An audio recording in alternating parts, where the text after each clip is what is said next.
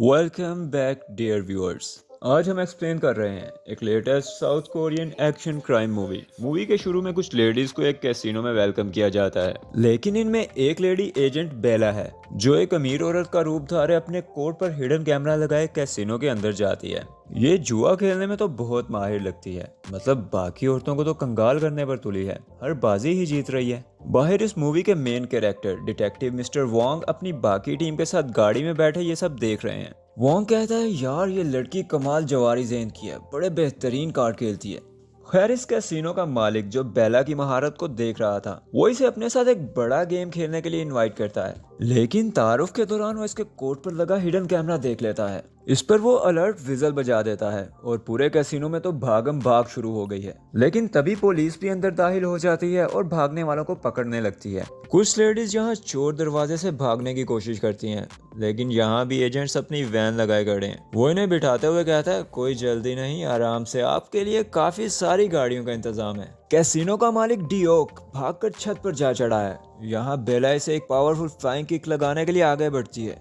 ओए माँ, थोड़ा जल्दी उछल पड़ी। बेला का साथी एजेंट चिल्लाता है कि तुमने एक ऑफिसर पर अटैक किया। डियोक गुस्से में आकर इसे टांगों से पकड़कर घुमाने लगता है कि मैंने इस कमीनी को नहीं गिराया, ये खुद गिरी है। फिर वो एक लेडी की गर्दन पर चाकू रखकर सबको उससे दूर रहने का कहता है। मिस्टर वोंग यहाँ अपने साथी के साथ रॉक सीजर पेपर खेलने लगता है कि जो जीता वो इस कमीने को पकड़ने के लिए आगे जाएगा। इसका साथी जीत जाता है, लेकिन मिस्टर वोंग यहाँ कहता है, अबे यार देख, लास्ट टाइम भी तू जीता था ना, इस बार मुझे आगे जाके हाथ पैर तोड़वाने दे ताकि मुझे इंश्योरेंस का पैसा मिले और मैं अपने बच्चे की ट्यूशन फीस दे सकूं। अब सामने खड़ी लेडी बोलती है, अबे क्या कर रहे हो तुम लोग, डिटेक्टिव वैसे होते हैं भला। मिस्टर वोंग आगे बढ़ते हुए कहता है, अरे ओ मैडम, जानती हो साउथ कोरिया में एक पुलिस एजेंट की सैलरी कितनी कम है, बच्चों की फीस तक भरना मुश्किल होता है। फिर वो डियोंग से पूछता है, हाँ बे तू बता, पीछे कूदेगा क्या? डियोंग कहता है, नहीं। वोंग कहता है, चला फिर मार मुझे चाकू। यहाँ एक एजेंट चिल्लाता है। डियोंग का ध्यान बढ़ता है और मिस्टर वोंग नीचे से एक राउंड किक लगाकर उस लेडी की जान बचा लेता है। अब मिस्टर वोंग अपने साथी एजेंट के साथ डियोंग को काबू करने की कोशिश कर रहा है। तभी एजेंट बेला सामने से आकर एक फाइनल अटैक करती है।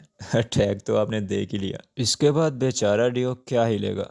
खैर एक एजेंट बड़े अदब से आगे बढ़कर हथकड़ी लगाता है और इस बदमाश को अपने साथ ले जाने लगते हैं। तो व्यूअर्स, ये तो था मूवी में डिटेक्टिव मिस्टर वोंग और उसकी काबिल टीम का एक छोटा सा तारुफ।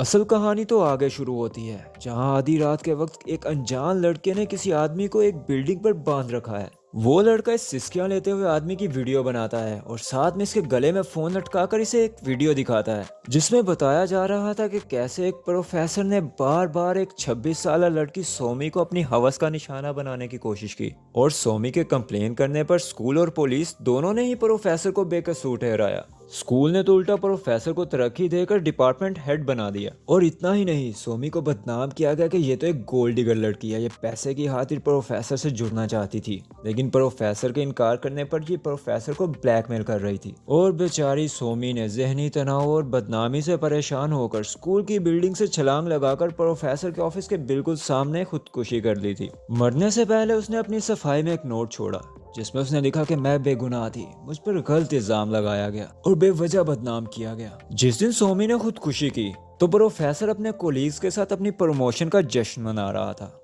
दरअसल ये बंधा हुआ आदमी वही प्रोफेसर है, और ये लड़का इसको उसी जगह उसी बिल्डिंग से गिराकर मारने वाला है। प्रोफेसर को मारने से पहले वो लड़का अपना मास्क उतारता है और इस सिसकते हुए बुड्ढे की आंखों में आंखें डालकर बड़ी बेरहमी से इसे घूरता है, जैसे एक मुजरिम के चेहरे पर अंजाम का खौफ देखकर उसे बहुत अच्छा लग रहा हो। अगले रोज न्यूज में हर तरफ प्रोफेसर की मौत की खबर चल रही थी।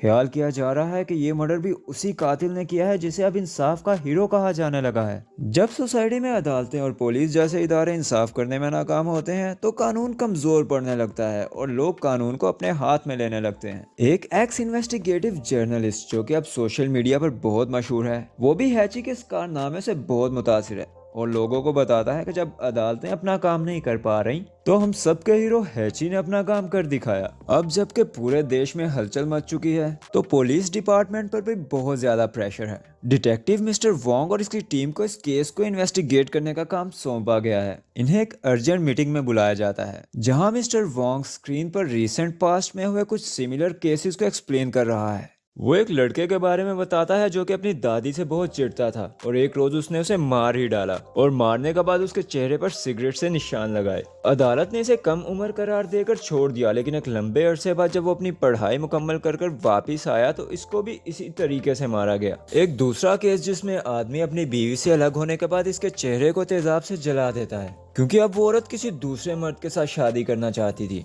अदालत ने इस मुजरिम को भी थोड़ी सी सजा के बदले ये कहकर छोड़ दिया कि ये नशे में की गई एक गलती थी, इसने जानबूझकर ऐसा नहीं किया। बाद में अदालत से बच जाने वाले इस मुजरिम को भी इसी तरह तेजाब से जलाकर मारा गया और ये प्रोफेसर का मर्डर भी बिल्कुल इसी अंदाज से किया गया है। ये हैची का ही काम लगता है। चीफ इनसे पूछता है कि यार ये हैची क्या है। तभी पास बैठा कैप्टन इसे बताता है कि सर वो आपने अपनी नेशनल असेंबली के बाहर एक अफसानवी जानवर का मुजस्मा देखा होगा ना, जिसके बारे में तस्वुर किया जाता है कि वो लोगों की भीड़ में से बुरे आदमियों को तलाश कर लेता था और अपने सींगों के वार से उनका खून कर डालता था। चीफ बोलते है अबे यार मैंने तुझसे हैची की डेफिनेशन नहीं पूछी, मैं पूछ रहा हूँ कि तुम लोग इसे हैची क्यों बुला रहे हो, क्या तुम लोगों ने इसे हैची का नाम दिया। मिस्टर वोंग कहता है कि नहीं सर, मीडिया पे हर तरफ इसे इसी नाम से बुलाया जाता है और एक मशहूर जर्नलिस्ट जो अभी अपना प्राइवेट चैनल चला रहा है उसने भी ये दावा किया है कि ये काम एक ही आदमी के हैं और इसी ने उसे हैची का नाम दिया। चीफ कहता है भाई वाह, न्यूज और सोशल मीडिया को फॉलो करते हुए तुम लोगों ने हैची हैची की रट लगा रखी है।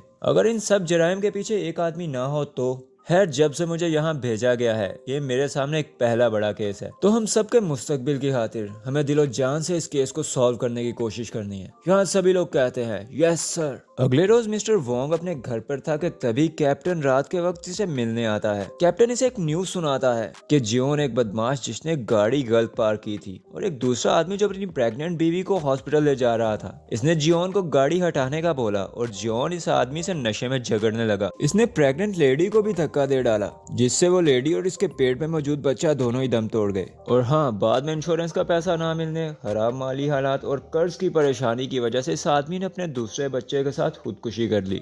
अदालत ने जियोन को सिर्फ 3 साल की कैद के बाद रिहाई का हुक्म सुना दिया है। मिस्टर वोंग कहता है क्या सिर्फ 3 साल? मुझे इसे पकड़ते वक्त ही इसके हाथ पैर काट डालने चाहिए थे। कैप्टन कहता है लोग तो गुस्से से फट पड़े हैं और सोशल मीडिया पर हैची से जियोन को मार देने का कह रहे हैं। मिस्टर वोंग कहता है मुझे तो बहुत अच्छा लगे अगर कोई इस कमीने को मार ही डाले। कैप्टन कहता है कि तुम जानते हो तुम क्या कह रहे हो, तुम एक डिटेक्टिव हो। खैर सुनो, जियोन पर अटैक के खदशे की वजह से हमें इस बदमाश को पुलिस पर प्रोटेक्शन देने का कहा गया है। मिस्टर वोंग कहता है क्या, हमें किसने कहा? तो कैप्टन बताता है पुलिस चीफ ने। मिस्टर वोंग कहता है अबे यार, जिस मुजरिम को पकड़कर मैंने ही जेल में डाला, अब मैं ही उसे प्रोटेक्शन दूंगा क्या?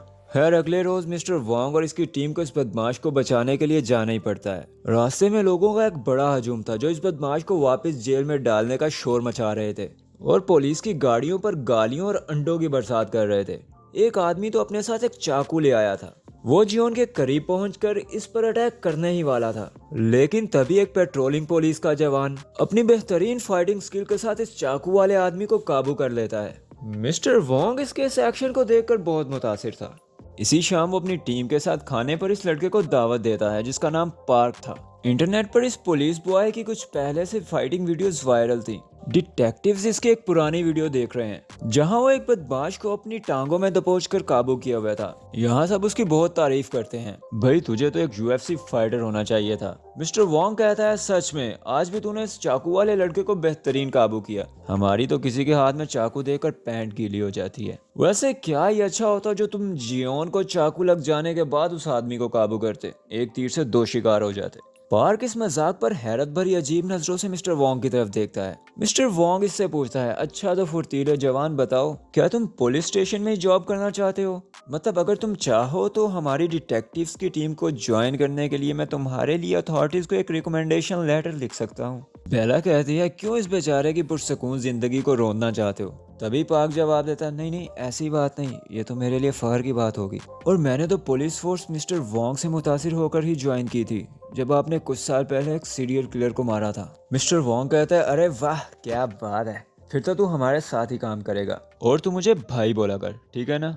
खैर वो खाना शुरू करते हैं कि तभी मिस्टर वोंग को एक कॉल रिसीव होती है। मिस्टर वोंग को लगता है कि ये एक स्कैमर कॉल है, लेकिन फिर पुलिस वाला वीडियो कॉल करके मिस्टर वोंग को इसके घर के बाहर का मंजर दिखाता है जहां काफी सारी पुलिस और रेस्क्यू की गाड़ियां मौजूद हैं, क्योंकि इस अपार्टमेंट से किसी लड़के ने कॉल की और पुलिस को बताया कि वो सुसाइड करने वाला है। मिस्टर वोंग अपनी टीम के साथ फौरन घर पहुंचता है और देखता है कि उसका बेटा ठीक था। दरअसल स्कूल में कुछ बदमाश लड़के इस बॉय को बुली करते थे, जिनसे वो बहुत तंग आ चुका था। अगले रोज मिस्टर वोंग अपनी मिसेज के साथ स्कूल में इसी इशू पर एक मीटिंग अटेंड करता है। इन्हें बताया जाता है कि अगर आप चाहें तो हम आपके बच्चे को किसी दूसरी जगह ट्रांसफर कर सकते हैं। डिटेक्टिव कहता है, मोहतरमा, मेरे बेटे को परेशान किया गया और आप इसी को ट्रांसफर करने की बात कर रही हैं। तभी मिस्टर वोंग को एक कॉल रिसीव होती है और इसे ये मीटिंग छोड़कर जाना पड़ता है। इसे बताया जाता है कि किलर ने प्रोफेसर के मर्डर की वीडियो लीक कर दी है। वीडियो कुछ सोशल मीडिया इन्फ्लुएंसर्स को रिसीव हुई, लेकिन जब जस्टिस 99 के सहाफ़ी ने अपने चैनल पर इस वीडियो को चलाया तो ये हर तरफ फैल गई और बताया जा रहा है कि हैची ने जियोन को मारने की ठान ली है। खैर, अब डिटेक्टिव को दोबारा जियोन को एक सेफ हाउस में मुंतकिल करना है और वो बहुत मुश्किल से भीड़ को डॉज देकर वहां से निकलते हैं और इसे दूसरी जगह ट्रांसफर करते हैं। सेफ हाउस में मिस्टर वोंग और जियोन के दरमियान कुछ बहस भी होती है। दरअसल जियोन बहुत ही बदतमीज और ढीठ किस्म का आदमी है, उसे अपनी गलतियों पर जरा भी शर्मिंदगी नहीं। इस बहस में मिस्टर वोंग इसे 2-4 पेल भी देता है। बाहर निकलते हुए मिस्टर वोंग पार्क से कहता है, यार हैची को इसका टीजर लॉन्च करने की क्या जरूरत थी, खामखा हमें मुश्किल में डाल दिया। चुपचाप इस कमीने का काम तमाम करता। पार्क बॉस को ड्रॉप करने के लिए जाता है और रास्ते में बॉस इसके साथ अपनी परेशानी शेयर करता है कि यार मेरा बेटा न जाने वो क्या सोचता है, वो मुझसे कभी कुछ शेयर भी नहीं करेगा। पार्क कहता है कि भाई, आज के बच्चों का जहन यहाँ है, इस फोन पर। अगर आप इसे समझना चाहते हैं तो इसका फोन देखें। आपने कभी फोन क्लोनिंग के बारे में सुना है? मतलब किसी भी फोन की कॉपी या हैकिंग डिवाइस। मैं एक ऐसे आदमी को जानता हूँ जो ये सब करता है, अगर कहो तो मैं आपको उससे मिलवा दूँ। मिस्टर वोंग इसकी इस बात पर हैरत से इसे देखता है। खैर, पार्क बॉस को एक स्टोर के पास छोड़ता है जहां इसकी बीवी स्टोर ऑनर के साथ इसका इंतजार कर रही थी। वो इसे जस्टिस 99 की एक वीडियो दिखाती है जिसमें वो सहाफ़ी कह रहा है कि जब मैंने हैची का भेजा हुआ टीजर लॉन्च किया तो लोगों ने मुझे कई आइडियाज भेजे। इन आइडियाज की बुनियाद पर मैंने ये फैसला किया कि मैं एक नया सेगमेंट स्टार्ट करूं जिसमें हम हैची को सजेस्ट करेंगे या उसे रिक्वेस्ट करेंगे कि किन किन लोगों को इनके गुनाहों की सजा देनी चाहिए जो कानून के हाथों से बच निकले हैं। वो इस शॉप वाली लेडी पर इल्जाम लगा रहा है कि इसने $70,000 की इंश्योरेंस मनी हासिल करने के लिए अपने बूढ़े शोहर का मर्डर किया और कहता है कि मैंने अपनी इन्वेस्टिगेशन से पता चलाया कि इस लेडी का इंश्योरेंस लॉयर के साथ अफेयर भी था। ये सब बकवास है। ये बेचारी तो जानती भी नहीं कि इसके शोहर ने इंश्योरेंस करवा रखी थी और इतना पैसा तो था भी नहीं। और हाँ, इंश्योरेंस लॉयर कोई मर्द नहीं बल्कि एक औरत है। अब देखो ना, इस गलत खबर के बाद लोग इन्हें परेशान कर रहे हैं और आज सुबह इसकी शॉप का कोई शीशा तोड़ गया है। जब पुलिस से कोई खास रिस्पांस नहीं मिला तो इसने हमारे वेलफेयर सेंटर में कॉल की। मिस्टर वोंग कहता है ये कमीना खुद एक बार रिश्वत लेता पकड़ा गया था, जिसके बाद इसे जॉब से निकाल दिया गया था। खैर, वो इस लेडी से कहता है कि तुम फिक्र नहीं करो, तुम्हारी शॉप के करीब दिन में कुछ बार पुलिस पेट्रोलिंग किया करेगी और हाँ, मैं तुम्हारे लिए एक इमरजेंसी स्मार्ट वॉच भिजवाऊंगा जिससे परेशानी की सूरत में तुम फौरन पुलिस को इन्फॉर्म कर सकती हो। फिर वो इन्हें कुछ जोक सुनाकर हंसाता है और इसकी बेटियों को हाई फाइव कहकर वहां से निकल लेते हैं। इधर जस्टिस 99 आए रोज कुछ नया तमाशा लगाए रखता है। अब इसने अनाउंस कर दिया है कि हैची लाइव ब्रॉडकास्ट में इसमें मिलने आ रहा है। इस खबर को देखकर पार्क बहुत हैरान होता है, जैसे सोच रहा हो कुछ भी। खैर, मिस्टर वोंग अपनी टीम के साथ वहां पहुंच जाता है। इसका एक साथी जर्नलिस्ट की मूवमेंट को कैमरास पर देख रहा था। वोंग अपने साथियों से कहता है कि सिर्फ पार्क जर्नलिस्ट के करीब रहे और बाकी लोग दूर रहें क्योंकि वो हमारे चेहरों से वाकिफ है। अब ये लोग तो हैची को पकड़ने में मसरूफ हैं और दूसरी तरफ जियोन को एक कॉल रिसीव होती है जो कि इसकी माँ के फोन से थी, लेकिन इसकी माँ बात नहीं कर रही थी। एक आदमी जियोन को सेफ हाउस से भाग निकलने का मशवरा देता है। वो इसे वॉशरूम में पड़ी एक चाबी के बारे में बताता है जिससे वॉशरूम में लगी एक खिड़की का ताला खुल सकता था। जियोन, जो कि सेफ हाउस की कैद से वैसे ही तंग आ चुका था, वो पुलिस वालों को चकमा देकर उस रास्ते वहां से भाग निकलता है। दूसरी तरफ एजेंट्स जर्नलिस्ट की तरफ जाते हुए एक मशकूक आदमी को देख लेते हैं जिसने मास्क पहन रखा था। पार्क इस आदमी के करीब पहुंचकर इसे अजीब नजरों से घूरने लगता है और वो आदमी आगे से भाग निकलता है। यहाँ धांसू भाग दौड़ धक्कम पेल मारपीट होती है। एक बार तो पार्क इसे पकड़ लेता है और इसे दबोचने की बजाय धक्का देकर नीचे गिराने की कोशिश करता है, लेकिन वो लड़का बच निकलता है। फिर भागते हुए एक जगह मिस्टर वोंग इस लड़के को पकड़ने ही लगता है कि ये लड़का मिस्टर वोंग से टकराकर सीढ़ियों में बुरी तरह जा गिरता है। पार्क भी यहाँ भागता हुआ इसके पीछे गिरने लगता है। पार्क तो इस गिरते हुए लड़के को रुकने ही नहीं देता। वो इतनी महारत से इसे घसीट और पटक रहा है जैसे वो इसे जान से ही मार देना चाहता हो। आखिर जब इसे लगता है कि इसका तो काम तमाम हुआ तो वो रुककर चिल्लाता है, मैंने हैची को पकड़ लिया। लेकिन मिस्टर वोंग समझ चुका है कि यहाँ काम पकड़ने से काफी आगे बढ़ चुका है। यहाँ जर्नलिस्ट भी वीडियो बनाते हुए चिल्ला रहा था, आप मेरे कैमरे पर लाइव पुलिस का जुल्म देख सकते हैं। यहाँ ताकत का गैर जरूरी इस्तेमाल हो रहा है। एजेंट्स इस लड़के को लेकर हॉस्पिटल पहुँचते हैं। मिस्टर वोंग यहाँ पार्क के बारे में पूछता है तो बेला बताती है कि वो हमें परेशान नहीं करना चाहता था, इसलिए बेचारा खुद ही हॉस्पिटल चला गया। कैप्टन कहता है कि मैं समझ नहीं पा रहा कि जब बॉल खुद बहुत गोल में जा रहा था तो उसे ट्रैक से हटाने की क्या जरूरत थी। मतलब जब वो लड़का मिस्टर वोंग के पकड़ने के बाद इतनी बुरी तरह गिर चुका था तो इसे इतना पीटा क्यों। मिस्टर वोंग कहता है कि अगर बॉल गोल में चला भी जाता तो गोल नहीं होता, क्योंकि मुझे नहीं लगता कि ये असल हैची है। जानते हो जर्नलिस्ट ने अपने चैनल जस्टिस 99 पर इस लाइव ब्रॉडकास्ट से $3500 कमाए हैं और लोग हैं कि अभी भी उसे देखना बंद नहीं कर रहे। बेला कहती है मतलब ये सारा प्लान उस कमीने का था और इस फुर्तीले नकली हैची को उसने अपने काम के लिए हायर किया था। हमें उस कमीने को सीधा करना चाहिए। खैर उसे तो ये बाद में सीधा करेंगे, इधर जियोन को कोई सीधा कर चुका है और देखने में लगता है कि इसे भी वैसे ही धक्का देकर मारा गया है जैसे उसने उस प्रेग्नेंट लेडी को मारा था। लेकिन मिस्टर वोंग देखता है कि इसकी गर्दन पर गहरे निशान है और जुबान भी दांतों के बीच निकली हुई है, जैसे इसे गला दबाकर मारा गया हो। कैप्टन कहता है जियोन भी तो हट्टा कट्टा बदमाश था, इसे काबू करना मुश्किल हो रहा होगा, तो पहले जैसे तैसे इसे मारा गया और शायद फिर यहाँ लाकर फेंका गया। आसपास लोगों का हजूम है जो कि वीडियो बना रहे हैं और मशवरे दे रहे हैं कि इसकी लाश को किसी चौराहे पर जला देना चाहिए। लोग इसकी मौत से बहुत खुश हैं और शायद पास खड़े एजेंट के साथी भी। लेकिन मिस्टर वोंग यहाँ गुस्से में है।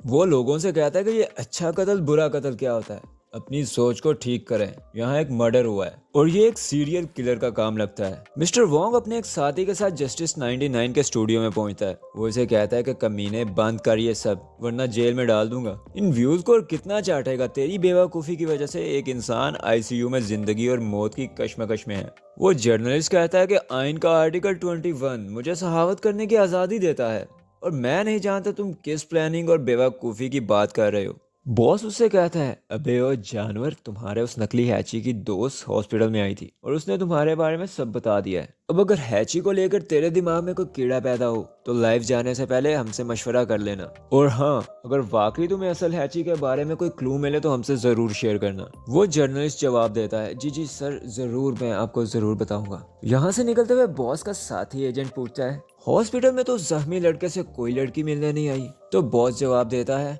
मैंने तो बस उसके फोन में एक लड़की के साथ उसकी फोटो देखी थी तो मेरे जहन में इस कमीने से सच उगलवाने का आइडिया आया। इसका साथी बोलता है, अबे यार क्या टेक्निकल माइंड है तेरा। इधर पार्क कुछ लफंडर बच्चों का मसला हल करने पहुंचता है और कुछ ही देर में मिस्टर वोंग को अपनी बीवी की कॉल रिसीव होती है कि जो लड़के हमारे बेटे को परेशान करते थे वो घर में माफी मांगने आए हैं और कहते हैं हमारे तो बाप की भी तौबा जो दोबारा कभी आपके बेटे को परेशान करें। डिटेक्टिव्स यहाँ जियोन की मौत का सुराग लगाने की कोशिश कर रहे हैं लेकिन इन्हें आखिरी कॉल का सुराग नहीं मिलता।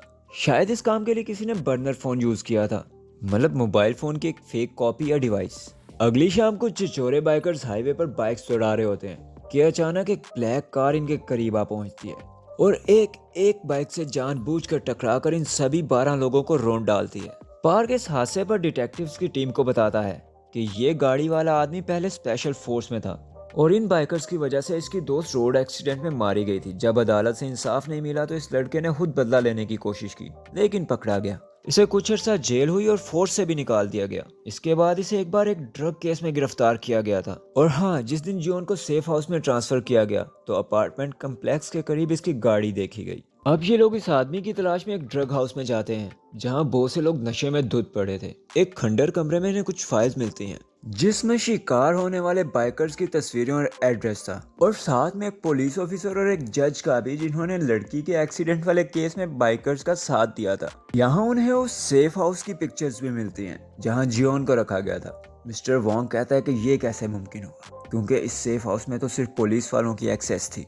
खैर वो विक्टिम को ढूंढने लगते हैं। वोंग कहता है ये तो पूरी भूल भुलैया जैसा है। पार्क पूछता है कि सर अगर खतरा हो तो क्या हम ताकत का इस्तेमाल कर सकते हैं। मिस्टर वोंग कहता है कि क्यों, क्या तुम जुर्म की सजा यहीं दे देना चाहते हो? कुछ भी हो मुजरिम मरना नहीं चाहिए। हाँ याद रखना इस बार सिर्फ सैलरी में कटौती नहीं होगी बल्कि कार्रवाई की जाएगी। आखिर इन्हें वो लड़का मिल जाता है। मिस्टर वोंग इसे कहता है कि 12 लोगों के कत्ल के इल्जाम में तुम्हें गिरफ्तार किया जाता है। वो पार्क को इसे हथकड़ी लगाने का कहता है। वो लड़का यहाँ पार्क से कोई झगड़ा नहीं करता करता, लेकिन पार्क एक इंजेक्शन खुद ही अपनी टांग में मारकर चिल्लाने लगता है। इस पर मुजरिम लड़के मिन को लगता है कि ये मुझे गिरफ्तार नहीं करना चाहते बल्कि मारने के इरादे से आए हैं। वो भागने की कोशिश करने लगता है। यहाँ खूब मारा मारी भाग दौड़ होने लगती है। मिन जो कि एक स्पेशल फोर्स में रह चुका था, डिटेक्टिव्स की टीम के लिए इसे पकड़ना बहुत मुश्किल हो रहा था। आखिर पार्क इसे पकड़ लेता है। वो इसे गिराकर मार देना चाहता था। वो पास में एक बिल्डिंग को देखता है जो थोड़े कम फासले पर थी। पार्क फुर्तीला होने के साथ साथ बड़ा चालाक भी है। वो इस मुजरिम के साथ ऐसी पोजीशन में गिरने की कोशिश करता है जहां वो करीब की बिल्डिंग पर गिरे और मुजरिम गहराई में सड़क पर गिरकर मर ही जाए। लेकिन मिस्टर वोंग चिल्लाते हुए तेजी से आगे बढ़ता है और मिन के नीचे गिरने से पहले इसका पैर पकड़ लेता है। बॉस और इसका साथी मिन को बड़ी मुश्किल से ऊपर खींचते हैं और इसे हथकड़ी लगाकर जिंदा अरेस्ट कर लेते हैं। यहाँ पार्क करीब की छत पर गिरने से जख्मी हो चुका था, लेकिन उसकी जान बच गई थी। मिस्टर वोंग उखड़ी सांसों के साथ इस लड़के को तजस्सुस से देख रहा है। शायद वो पार्क की गई चालाकी को समझ गया था। हॉस्पिटल में पार्क मिस्टर वोंग से बात करता है कि शुक्र है हमने हैची को पकड़ लिया। मिस्टर वोंग कहता है अभी तो ये हमारी ख्वाहिश ही हो सकती है, क्योंकि हमारे पास कोई खास सबूत नहीं कि मुजरिम मिन ही हैची है। पार्क कहता है लगता है आप भी हैची को बचाना चाहते हैं, क्योंकि कहीं ना कहीं आप भी इसके किए गए मर्डर से खुश ही लगते हैं।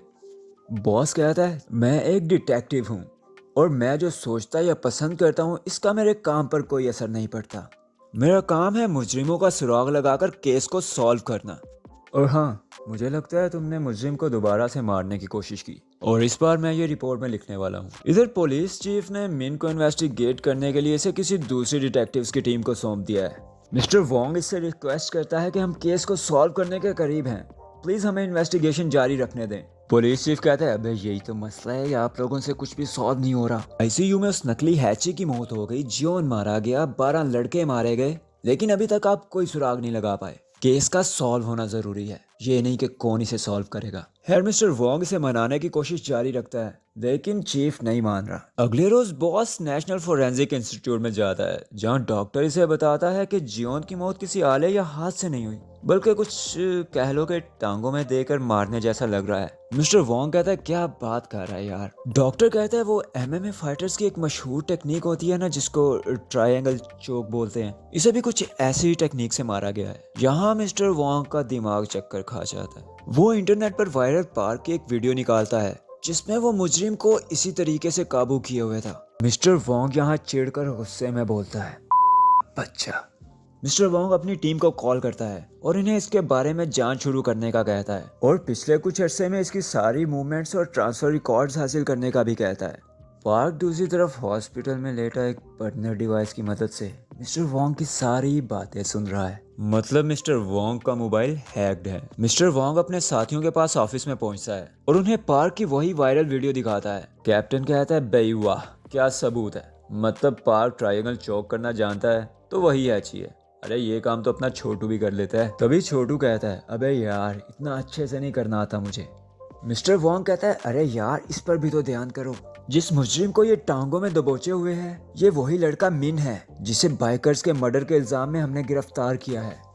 मिस्टर वोंग बताता है कि जब यहाँ मिन को पार्क ने गिरफ्तार किया था तो मिन बहुत ज्यादा नशे में था। फिर पार्क ने इसके बारे में जानने की कोशिश की और इसे अपने काम के लिए इस्तेमाल करना चाहा। इसकी दोस्त के कातिलों का पता लगाने और उन तक पहुंचने में उसकी मदद करने के बदले पार्क ने मिन से हैची की तरह एक्ट करवाया। और जानते हो ना, पहले जब पार्क ने सीढ़ियों में बुरी तरह उस नकली हैची को मारने की कोशिश की, अगर वो मर जाता तो समझो वही हैची था। वो तो हमने उस जर्नलिस्ट से सच उगलवा लिया। इस बार वो मिन को मार देना चाहता था। वो एक पुलिस वाला है और जानता है कि मामले को कैसे संभाला जाए। अगर वो उस रोज मिन को मारने में कामयाब हो जाता तो सब तो यही समझते ना कि मिन ही हैची था जिसने सारे मर्डर्स किए थे, और इस तरह हैची वाला केस यहीं ठप हो जाता और पार्क जिसने ये सब किया था वो मक्खन से बाल की तरह बच निकलता। कैप्टन कहता है अबे यार पहले सिर्फ अमीरों के साथ पंगा लेते थे और अब पुलिस डिपार्टमेंट से ही पंगा लेने चले हैं। खैर अब ये सबूत इकट्ठे करने और पार्क को पकड़ने की प्लानिंग करने लगे हैं। कैप्टन कहता है कि हाँ सुन, अगर हम नाकाम रहे और सैलरी में कटौती हुई तो मेरी बेटी की कॉलेज की फीस तू भरेगा।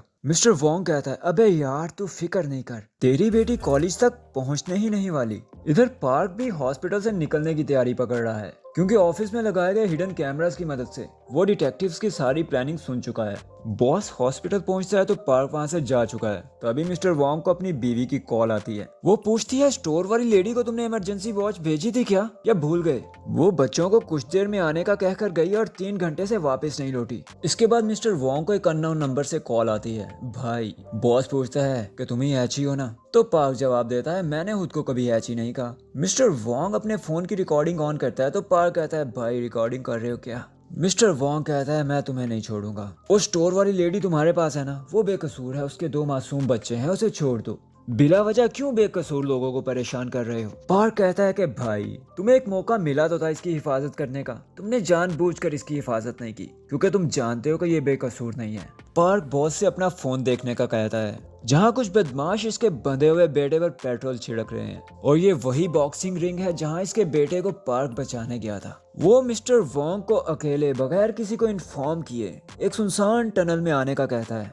रास्ते में वो एक पुलिस चौकी से ऑफिस में कॉल करके कैप्टन को सारी बात समझाता है। वो बताता है कि मेरा फोन हैक्ड है और पार्क ने मुझे अपने पास बिल्कुल अकेले आने का कहा है। इधर पार्क एक गाड़ी में उस स्टोर लेडी को बांधे इसके गले के सामने नोकीला स्टील पाइप लगाए इसे एक वीडियो दिखाता है, जिसमें बताया जा रहा था कि कैसे इस लड़की ने ड्राइव करते हुए जानबूझकर अपने बूढ़े शोहर की जान ली ताकि वो इसकी इंश्योरेंस का पैसा हासिल कर सके। लड़की बेचारी बोल तो नहीं पाती, लेकिन बेबसी में इससे इल्तिजा करती है कि ये सिर्फ एक हादसा था, मैंने जानबूझकर अपने शोहर को नहीं मारा। लेकिन पार्क को तो जैसे यकीन है कि ये जुर्म इसने जानबूझकर किया है। वो अपना मास्क उतारकर बेरहमी से इस लड़की की आंखों में झांकता है। मिस्टर वोंग जब इस जगह पहुंचता है तो इसका सामना उस न्यूज एडिटर से होता है, जिसके चारों तरफ कांच के टुकड़े बिखरे हुए थे। फिर उसे लेडी के चिल्लाने की आवाज सुनाई देती है। इसके बाद यहाँ पार्क की आवाज सुनाई देती है, जो दिखाई तो नहीं दे रहा। वो मिस्टर वोंग के लिए कुछ रिकॉर्डिंग चला देता है, जिसमें मिस्टर वोंग मुजरिमों के खिलाफ मजाक या गुस्से में कुछ बातें कह रहा है, और ये सारी बातें पार्क ने मिस्टर वोंग के साथ गुजारे हुए वक्त के दौरान रिकॉर्ड कर ली थी।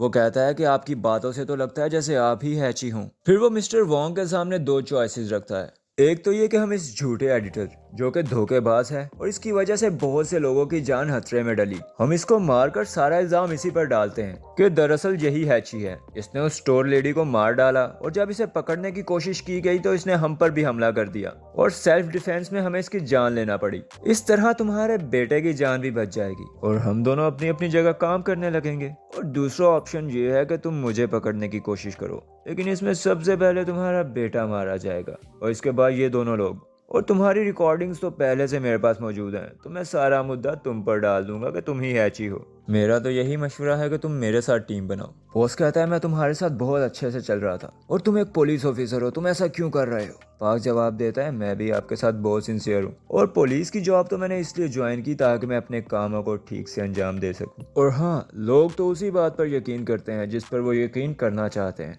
मतलब अपनी पसंद, सोच और नजरियात के मुताबिक। खैर, आप अगर मगर को छोड़ो और डिसीजन पर फोकस करो। मिस्टर वोंग बेचारा बेबस था, लेकिन वो यहाँ पर मौजूद लोगों की मदद करने की कोशिश करने लगता है। पार्क यहाँ सामने आ जाता है और कहता है कि तुमने मुश्किल फैसला किया, तुम्हें बताया था ना कि तुम्हारा बेटा सबसे पहले मारा जाएगा, तुम्हें मेरे साथ टीम बनाना चाहिए था। लेकिन तभी इनके फोन पर एक नोटिफिकेशन आता है। बाकी डिटेक्टिव्स ने मिस्टर वोंग के बेटे को बचाने के लिए उस जगह को ढूंढ निकाला था। मिस्टर वोंग चिल्लाकर कहता है कि जान दो इन लोगों को, मेरे पास पहले से एक टीम मौजूद है। अब बॉस पार्क को पकड़ने लगता है और पार्क जल्दी से उस स्टोर लेडी की गाड़ी को स्टार्ट कर देता है। अब गाड़ी ने टनल की दीवार से टकराना था और इसमें लगे पाइप ने दीवार से टकराकर अंदर की तरफ लड़की की गर्दन के आर पार हो जाना था। मिस्टर वोंग इस लड़के को बचाने की कोशिश करता है, लेकिन पार्क उसे गाड़ी के करीब जाने नहीं देता। यहाँ इनके बीच खूब फाइट होती है। बॉस अच्छा फाइटर है, वो इस कमीने से जान छुड़ाकर गाड़ी के पास जाना चाहता है, लेकिन पार्क कमीना बहुत बेहतरीन फाइटर है, इससे जान छुड़ाना बहुत ही मुश्किल है।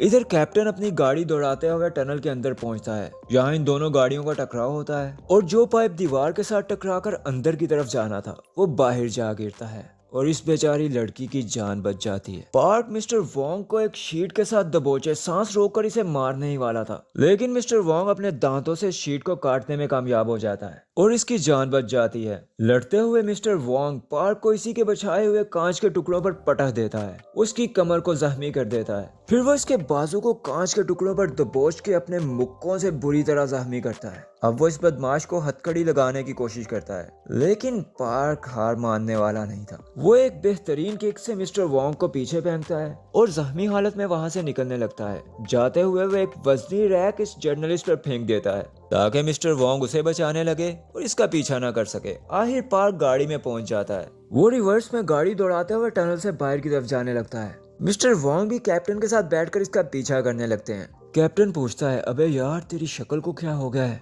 तो बॉस कहता है, यार ये हरामी बड़ा बेहतरीन फाइटर है। खैर वो अपना सीट बेल्ट लगा लेता है। इधर पार्क जब टनल से बाहर के रास्ते पर पहुंचता है तो यहाँ बाकी एजेंट्स पुलिस के साथ रास्ता बंद किए खड़े थे। पार्क समझ चुका था कि यहाँ से बचना नामुमकिन है। यहाँ शायद वो फैसला कर लेता है कि जिंदा तुम्हारे हाथ नहीं लगूंगा और मैं तो मरूंगा, लेकिन साथ में तुम भी नहीं बचोगे। वो सामने से बॉस की गाड़ी की तरफ पूरी रफ्तार से अपनी गाड़ी दौड़ा देता है। टकराने के बिल्कुल करीब मिस्टर वोंग स्टीयरिंग घुमा देता है। सीट बेल्ट लगाने और एयरबैग्स की वजह से इनकी जान बच जाती है और पार्क की गाड़ी तो टकराने से उलट चुकी है। जब इसे बाहर निकाला जाता है तो ये तो जैसे मर ही चुका था। मिस्टर वोंग बड़ी मुश्किल से इसकी सांस बहाल करने की कोशिश करता है और आखिर वो इसमें कामयाब हो ही जाता है। खैर रेस्क्यू टीम पार्क को स्ट्रेचर पर डालकर ले जाने लगती है। मिस्टर वोंग इन्हें रुकने का कहता है और पार्क को हथकड़ी लगाते हुए बोलता है, अबे ओ लौंडे पार्क वंसु, मैं रिपोर्ट में तुझे धीरे धीरे मरते हुए लिखना चाहता हूँ, तुम्हें इतनी आसानी से नहीं मरने दूंगा। इसके बाद पुलिस यहाँ लोगों को रिकवर करने लगती है और ये जर्नलिस्ट यहाँ भी लाइव स्ट्रीम खोले बैठा है। आपको हैची सीरियल किलर के अरेस्ट का मंजर बराह रास्त दिखा रहा हूँ। प्लीज इस खतरनाक मंजर को दूसरों के साथ शेयर करें और मुझे डोनेट करना ना भूलिएगा। खैर मिस्टर वोंग बेचारा थका हारा मिशन कंप्लीट होने के बाद अपनी टीम के साथ यहीं एक दीवार के साथ बैठ जाता है। इधर पुलिस चीफ मिशन की कामयाबी के बाद प्रेस कॉन्फ्रेंस कर रहा है कि हमने उस खतरनाक भेड़िए को पकड़ लिया जो पुलिस में होते हुए कानून को अपने हाथ में ले रहा था। और मिस्टर वोंग आधी रात को घर पहुंचकर डिनर करते हुए सूजी आंखों के साथ अपने बेटे से बात करता है, आई एम सॉरी, मैं आइंदा तुम्हारे साथ वक्त गुजारूंगा और तुम्हें समझने की कोशिश करूंगा। और यहाँ इस बेहतरीन मूवी का एंड होता है। आपको हमारी एक्सप्लेनेशन कैसी लगी हमें कमेंट्स में ज़रूर बताएं। और हाँ, आपके लिए वीडियो को इतना इंटरटेनिंग बनाने के लिए मुझे इतनी मेहनत करनी पड़ती। तो अगर वीडियो पसंद आई हो तो चैनल को ज़रूर सब्सक्राइब करें और वीडियो को लाइक करें। चलें अब आपको इस मूवी के पोस्ट क्रेडिट सीन के बारे में बताता हूँ, जहां न्यूज़ में बताया जा रहा है कि प्रिजनर्स को एक जेल से दूसरी जेल में ट्रांसफर करते हुए एक खतरनाक कैदी भाग निकला है और चीफ एक मीटिंग रूम में जाकर बड़े ऑफिसर्स के सामने घुटने टेक कर सॉरी बोलता है और सबसे बड़ा बॉस बोलता है, वाकई क्या तुम मुझसे मजाक कर रहे हो? कहीं ये भाग निकलने वाला कैदी पार्क ही तो नहीं? मतलब पिक्चर अभी बाकी है मेरे दोस्त। Thank you so much for watching.